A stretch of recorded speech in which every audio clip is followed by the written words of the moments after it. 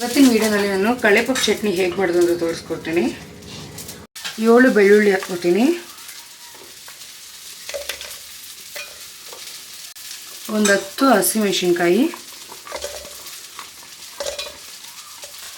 ಸ್ವಲ್ಪ ಹುಣಸೆಹಣ್ಣು, ಅರ್ಧ ಚಿಪ್ಪಾಗುವಷ್ಟು ತೆಂಗಿನಕಾಯಿ ತೊಗೊಂಡಿದ್ದೀನಿ,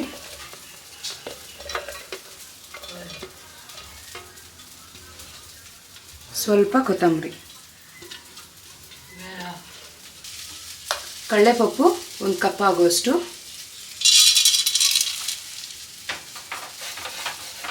ಈಗ ಸ್ವಲ್ಪ ನೀರು ಹಾಕ್ಕೊಂಡು ಇದನ್ನು ರುಬ್ಕೊಳ್ಳೋಣ.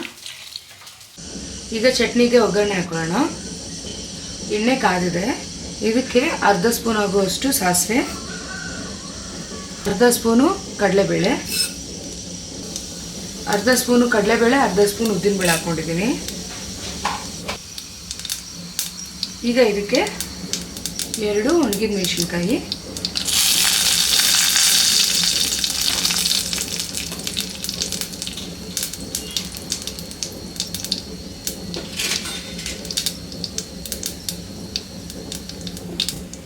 ಕರಿಬೇವು 2 ಕಡ್ಡಿ,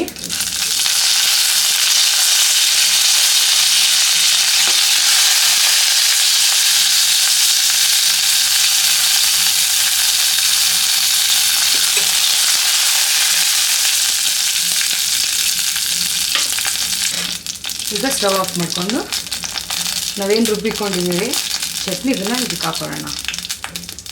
ನೋಡಿ, ನಾನು ಆಲ್ರೆಡಿ ಇಟ್ಕೊಂಡಿರೋಂಥ ಚಟ್ನಿ ಮತ್ತು ಒಗ್ಗರಣೆನ ಸ್ವಲ್ಪ ಉಪ್ಪು ಹಾಕ್ಕೊಂಡು ಮಿಕ್ಸ್ ಮಾಡ್ಕೊಳ್ಳೋಣ.